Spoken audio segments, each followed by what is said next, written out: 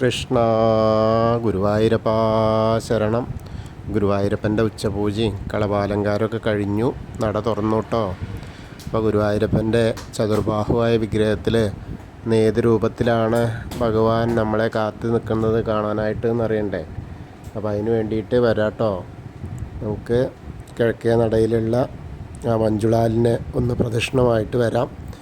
അങ്ങനെ വന്ന് അത്തിമര ഗണപതി ക്ഷേത്രത്തിലും പോയിട്ട് ഗണേശനെ കണ്ട് സർവ്വവിഘ്നങ്ങൾ മാറ്റിത്തരാൻ വേണ്ടി പ്രാർത്ഥിച്ച് അങ്ങനെ ഗോപുരവാതിൽ കടന്ന് അകത്തേക്ക് പോരാം. അങ്ങനെ പോരുമ്പോൾ ആ വലിയ ആ ബലിക്കല്ല് കാണാം. അതിൻ്റെ മുകളിലേക്ക് നോക്കിയ ഗണേശൻ്റെ 2 കൊമ്പുകൾ കാണാം, സ്വർണം പതിച്ചത്. അതിന് നടുക്കായിട്ട് ലക്ഷ്മി ദേവിയുടെ വിഗ്രഹം കാണാം.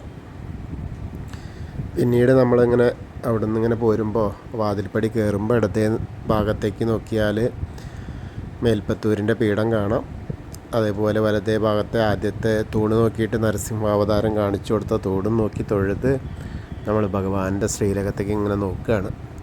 ശ്രീലകത്തേക്ക് ഇങ്ങനെ നോക്കുമ്പോൾ സ്വതവേ നല്ല രസമാണ്. ഇന്നും അതിലേറെ രസമാണെന്ന് പറഞ്ഞ മാതിരിയാണ്.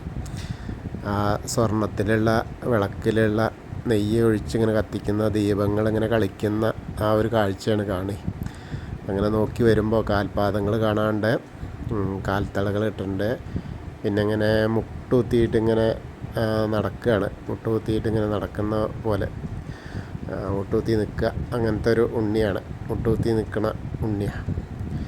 ആ ഉണ്ണിയുടെ കയ്യിൽ പൊന്നോടക്കുഴലിങ്ങനെ മാറത്ത് ചേർത്ത് നിർത്തിയിട്ടുണ്ട്. നല്ല കുമ്പയൊക്കെ വീർത്തിട്ടുണ്ട് കേട്ടോ.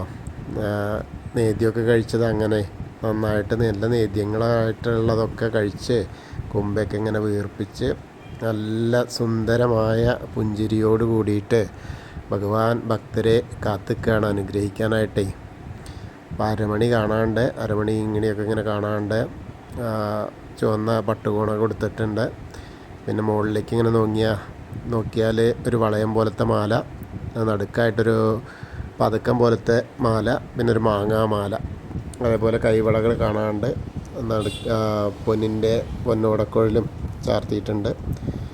മുകളിലിങ്ങനെ നോക്കിയാൽ തിരുമുടി ഇങ്ങനെ കെട്ടിയിട്ട് കിരീടം വെച്ചിട്ടുണ്ട്. കിരീടത്തിൻ്റെ മുകളിൽ തിരുമുടിമാലകളുണ്ട്. 3 തിരുമുടിമാലകളുണ്ട്. വെളുത്ത പൂവും തുളസിയായിട്ടൊന്നും, വെളുത്ത പൂവായിട്ടൊന്നും, പിന്നെ വെളുത്ത പൂവും തെച്ചിയായിട്ടുള്ളതും അങ്ങനെ. അതേപോലെ കൈവളകളും തോൾവളകളും ആ ചെവിയിൽ ആ ചെവിപ്പൂക്കളുണ്ട്. സ്വർണ്ണ ഗോപീതിലകം വെച്ചിട്ടുണ്ട്. അങ്ങനെ ഒരു ഉണ്ടമാല 2 ഉണ്ട്. അതെങ്ങനെയാണെന്ന് വെച്ചാൽ തെച്ചിയും തുളസിയും വെളുത്ത പൂവായിട്ട് ഒരേപോലെ, പിന്നെ ഒരെണ്ണം വെളുത്ത പൂവും തുളസിയായിട്ടുള്ളതും. അങ്ങനെ 2 ഉണ്ടമാലകളും 3 തിരുമുടിമാലകളും അണിഞ്ഞിട്ടുള്ള ആ മുട്ടുകുത്തിയിട്ട് നിൽക്കുന്ന ഉണ്ണീനെയാണ് കാണുന്നത് കേട്ടോ ശ്രീലകത്ത്. ഭഗവാന്റെ ശ്രീലകത്തേക്ക് ഇങ്ങനെ നോക്കിയിട്ട് പ്രാർത്ഥിച്ചോളൂ. നമ്മൾ ആ സോപാനപ്പടിയിൽ നിന്ന് തൊഴുകയാണെന്നിങ്ങനെ മനസ്സിൽ വിചാരിക്കുക. ആ മനസ്സുകൊണ്ട് എല്ലാവരും ആ സോപാനപ്പടിയിൽ നിന്ന് ഭഗവാന്റെ ശ്രീലകത്തേക്ക് നോക്കി ദർശിക്കുന്ന രൂപമാണ്. ആ ഉണ്ണീനെ കണ്ട് തൊഴുക. എല്ലാവരും പ്രാർത്ഥിച്ചോളൂ. മനസ്സൊരുക്കി പ്രാർത്ഥിച്ച ആ ഭക്തൻ്റെ വിളി കേൾക്കുന്നതാണ്. അങ്ങനെ അവിടെ തൊഴുത് നമ്മളിങ്ങനെ വരുമ്പോൾ സോപാനപ്പടിയിൽ നിന്ന് ഇറങ്ങിയിട്ട് നേരെ അഗ്നികോണിലുള്ള ബലിക്കല്ല് നോക്കിയിട്ടൊന്ന് തൊഴുത്, തിടപ്പള്ളി നോക്കി തൊഴുത്, അങ്ങനെ ആലിലക്കണ്ണനെയും അതേപോലെ സപ്തമാതാക്കളെയൊക്കെ കണ്ട് തൊഴുത് ഇങ്ങനെ വരാം. അങ്ങനെ വന്ന് നമ്മൾ ഗണേശൻ്റെ അടുത്തേക്ക് വരിക. ഗണേശൻ്റെ അടുത്ത് വരുന്നാലോ അവിടെ ഇങ്ങനെ നല്ല രസമായിട്ടുള്ള ആ ചന്ദനം കൊണ്ട് ഇങ്ങനെ നല്ല ചാർത്തിയിട്ടുണ്ട്. മുഖം മൊത്തം ശരീരമൊക്കെ ചാർത്തിയിട്ടുണ്ട്. നല്ല രസമായിട്ടാണ് ചന്ദനം കൊണ്ട് ചാർത്തിയിട്ടുള്ളത്. കണ്ണൊക്കെ ഇങ്ങനെ ഇതായിട്ട് നല്ലൊരു വലിയ പൊട്ടൊക്കെ ഇങ്ങനെ വെച്ചിട്ട് ഗോപി വെച്ചിട്ടുണ്ട്. അതേപോലെ കാതിൽ ചെവിപ്പൂക്കൾ വെച്ചിട്ടുണ്ട്. നല്ലൊരു വലിയ കാശിമാല പോലത്തെ ഒരു മാല ചാർത്തിയിട്ടുണ്ട്. പട്ടിൻ്റെ നല്ല ഒരു തിളങ്ങുന്ന പട്ട് ഉടുപ്പിച്ചിട്ടുണ്ട്. ധാരാളം മാലകളുണ്ട്. കൊമ്പ് തുമ്പിക്കൈയൊക്കെ ഇങ്ങനെ നന്നായിട്ട് വരഞ്ഞ് നല്ല രസമായിട്ടുണ്ട്. അപ്പോൾ ഗണേശനെ പ്രാർത്ഥിക്കുക കേട്ടോ. എല്ലാവരും പ്രാർത്ഥിച്ചോളൂ. ഏകദന്തം മഹാകായം തപ്തകാഞ്ചന സന്നിഭം ലംബോദരം വിശാലാക്ഷം വന്ദേഹം ഗണനായകം. അത് കഴിഞ്ഞ് സരസ്വതി അറയിലേക്ക് നോക്കുക. സരസ്വതി ദേവീനെ പ്രാർത്ഥിക്കാം. സരസ്വതീ നമസ്തുഭ്യം വരദേ കാമരൂപിണി വിദ്യാരംഭം കരിഷ്യാമി സിദ്ധിർഭവതു മേ സദാ. അത് കഴിഞ്ഞിങ്ങനെ വരുമ്പോൾ കോർണറിലെത്തിയാൽ ചെറിയ ഗണേശനെ ഒന്ന് തൊട്ട് തലോടാം. മത്സ്യം, കൂർമ്മം, വരാഹം, നരസിംഹം വരെയുള്ള രൂപങ്ങളൊക്കെ കാണാം. മേൽശാന്തിൽ അവിടുന്ന് അർച്ചന പ്രസാദമൊക്കെ വാങ്ങിയിട്ട് നേരെ നമ്മൾ വാമന രൂപവും അതേപോലെ ഗജേന്ദ്രമോക്ഷത്തിൻ്റെ രൂപവും വിഷ്ണുവിനെയൊക്കെ കണ്ടിട്ട് ഗരുഡൻ്റെ പുറത്തിരിക്കുന്ന വിഷ്ണുവിനെയൊക്കെ കണ്ട് നമ്മളിങ്ങനെ അനന്തശായിയായ അനന്തപത്മനാഭൻ്റെ അടുത്തേക്ക് വരിക. അവിടെയും ധാരാളം മാലകളുണ്ട്. താമരമാലയും തുളസിമാല വിധാനമായിട്ട് മുകളിലുണ്ട്. താമരമാലയും ചെണ്ടുമല്ലിമാലയൊക്കെ ഉണ്ട്. അത് കഴിഞ്ഞ് ഭഗവാന്റെ ശ്രീകോവിലിൻ്റെ നേരെ പുറകുവശത്ത് വന്ന് സാഷ്ടാംഗം നമസ്കരിക്കുക. നമസ്കാരമൊക്കെ കഴിഞ്ഞ് നേരെ നമ്മൾ വന്ന് ദശാവതാര വിഗ്രഹങ്ങളൊക്കെ ബാക്കിയുള്ളത് കാണാം. അങ്ങനെ കണ്ടു വരുമ്പോൾ കൃഷ്ണൻ്റെ അവിടെ 2 തുളസിമാല ഉണ്ട്. അതേപോലെ മുരുകൻ്റെ അവിടെ കുറേ ഭസ്മം അഭിഷേകം ചെയ്തിട്ടുണ്ട്. ഹനുമാൻ സ്വാമിയുടെ അടുത്ത് കുങ്കുമം മാത്രമേ ഉള്ളൂ, വേറെ ഒന്നുമില്ല. ഹനുമാൻ സ്വാമീനെ പ്രാർത്ഥിക്കുക കേട്ടോ, എല്ലാവരും പ്രാർത്ഥിച്ചോളൂ. ത്വമസ്മിൻ കാര്യനിര്യാഗേ പ്രമാണം ഹരിസത്തമ ഹനുമാൻ യജ്ഞമാസ്തായ ദുഃഖക്ഷയകരോ ഭവ മനോജവം മാരുതതുല്യവേഗം ജിതേന്ദ്രിയം ബുദ്ധിമതാം വരിഷ്ഠം വാദാത്മജം വാനരയൂഥമുഖ്യം ശ്രീരാമദൂതം ശിരസാ നമാമി. ബുദ്ധിർബലം യശോധൈര്യം നിർഭയത്വം അരോഗത അജാഡ്യം വാക്പടുത്തം ഹനുമസ്മരണാത് ഭവേത്. ഓം നമോ ഭഗവതേ ആഞ്ജനേയായ മഹാബലായ സ്വാഹ.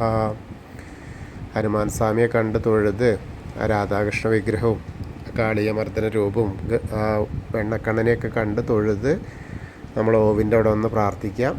അത് കഴിഞ്ഞാൽ അടുത്തുള്ള താമരക്കണ്ണനെ, കൽപ്പവൃക്ഷത്തിൻ്റെ ചുവട്ടിലിരിക്കുന്ന താമരക്കണ്ണനെ കണ്ട് തൊഴുത് നേരെ കിഴക്ക് വശത്തേക്ക് മുകളിലേക്ക് നോക്കിയാൽ കൊടിമരം കാണാം. കൊടിമരം കണ്ട് തൊഴുക.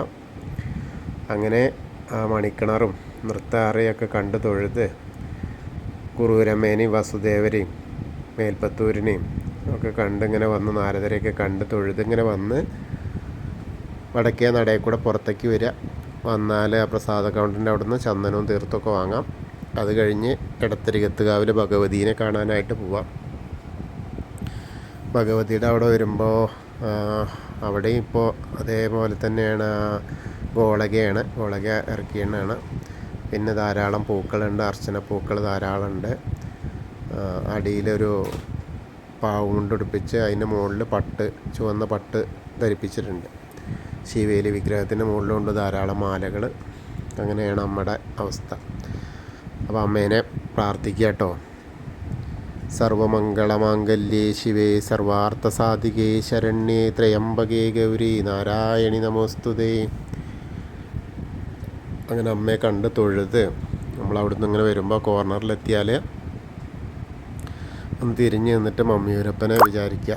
മമ്മിയൂരപ്പനെ മനസ്സിലിങ്ങനെ വിചാരിച്ച് പ്രാർത്ഥിക്കുക. നമശിവായ നമശിവായ എന്നുള്ള പഞ്ചാക്ഷരി മന്ത്രം ചൊല്ലി മമ്മിയൂരപ്പനെ മനസ്സിൽ വിചാരിക്കുക. അപ്പോൾ അവിടെ പോയിട്ട് മമ്മിയൂർ പോയി ദർശനം കിട്ടിയ പ്രതീതിയാവും. അതിന് ശേഷം നേരെ വന്ന് കൊടിമരത്തിൻ്റെ അവിടെ വന്നിട്ട് ഭഗവാന്റെ ശ്രീലകത്തേക്ക് ഒന്നുകൂടി നോക്കിയിട്ട് ആ മുട്ടുകുത്തി നിൽക്കുന്ന മാറത്ത് ഓടക്കുഴൽ നെഞ്ചോട് ചേർത്ത് പിടിച്ചിരിക്കുന്ന ഉണ്ണീനെ കണ്ട് തൊഴാം. പിന്നീട് കൂത്തമ്പലത്തിൽ വരിക. കൂത്തമ്പലത്തിൻ്റെ അവിടെ വന്ന് കിടാവിളക്ക് കണ്ട് തൊഴാം. പിന്നെ നേരെ അയ്യപ്പൻ്റെ അടുത്തേക്ക് വരിക. അയ്യപ്പൻ്റെ അടുത്ത് വന്നാലോ അവിടെ അങ്ങനെ മുഖമൊക്കെ അങ്ങനെ ചാർത്തിയിട്ടുണ്ട്. മുഖം മാത്രം അങ്ങനെ ചാർത്തിയിട്ട് വെച്ചിട്ടുണ്ട്. പിന്നെ നല്ല തിളങ്ങുന്ന വസ്ത്രം ഉടുപ്പിച്ചിട്ടുണ്ട്, പട്ടുടുപ്പിച്ചിട്ടുണ്ട്. അവിടെ വലിയ മാല ഉണ്ട്, കാശിമാല പോലത്തെ സ്വർണത്തിൻ്റെ. കാതിലൊക്കെ കടുക്കാൻ പോലെ ഉണ്ട്, ചെവിപ്പൂക്കൾ വെച്ചിട്ടുണ്ട്. ഗോപീതിലകം ആയിട്ടുണ്ട്. അതേപോലെ കിരീടം വെച്ചിട്ടുണ്ട്. അപ്പോൾ അയ്യപ്പസ്വാമീനെ പ്രാർത്ഥിക്കാം കേട്ടോ. ഭൂതനാഥ സദാനന്ദ സർവഭൂതദയാപര രക്ഷ രക്ഷ മഹാബാഹു ശാസ്തേ സ്തുഭ്യം നമോ നമ.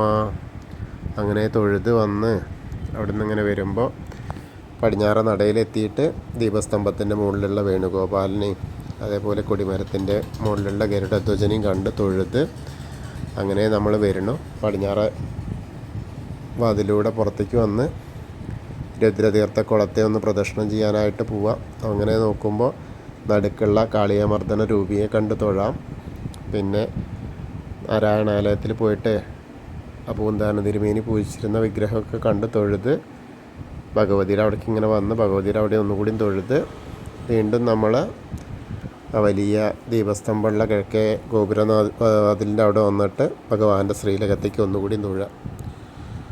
അത് കഴിഞ്ഞാൽ നേരെ തെക്കേ നടയിലുള്ള കൂവളത്തെ ഒന്ന് പ്രദക്ഷിണം വയ്ക്കുക. കൂവളത്തെ പ്രദക്ഷിണം വയ്ക്കുമ്പോൾ മഹാദേവനെയും പാർവതീദേവിനെയും ഒക്കെ ഒപ്പം ഇങ്ങനെ മനസ്സിൽ വിചാരിക്കുക. അപ്പോൾ അവരുടെ അനുഗ്രഹം കിട്ടും. അപ്പോൾ നമ്മൾ ഇന്നത്തെയും ഗുരുവായൂരപ്പൻ്റെ ഉച്ചപൂജയും കളഭാലങ്കാരമൊക്കെ കണ്ടു തൊഴുത്തു. എല്ലാവർക്കും ആ ഗുരുവായൂരപ്പൻ്റെ അനുഗ്രഹം ലഭിക്കും. കൃഷ്ണായ വാസുദേവായ ഹരയേ പരമാത്മനെ പ്രണതക്ലേശനാശായ ഗോവിന്ദായ നമോ നമഃ. അതുപോലെ നമ്മളോട് പ്രാർത്ഥിക്കാൻ പറഞ്ഞ എല്ലാവർക്കും ആ ഗുരുവായൂരപ്പൻ്റെ അനുഗ്രഹം ലഭിക്കാൻ വേണ്ടി പ്രാർത്ഥിക്കാം. ഇന്ന് ഒരാൾ പിറന്നാളാണെന്ന് പറഞ്ഞിരുന്നു. പ്രേമകുമാരിയുടെ പിറന്നാളാണ്. അപ്പോൾ ഗുരുവായൂരപ്പൻ്റെ കടാക്ഷം അവർക്ക് ആരോഗ്യ സൗഖ്യമൊക്കെ ഉണ്ടാകാൻ വേണ്ടി ഇന്ന് പ്രാർത്ഥിക്കാനും ഒക്കെ പറഞ്ഞിരുന്നു. അവരൊന്ന് തൊഴാൻ വരാമെന്നൊക്കെ പറഞ്ഞ് തൊഴുതിട്ടുണ്ടാവും എന്ന് വിചാരിക്കുന്നു. എന്തായാലും എല്ലാവർക്കും അതേപോലെ അസുഖബാധിതർക്കൊക്കെ അസുഖം മാറാനും ഒക്കെ ഗുരുവായൂരപ്പൻ്റെ കടാക്ഷം ലഭിക്കട്ടെ. ഹരേ കൃഷ്ണ. ഗുരുവായൂരപ്പ ശരണം.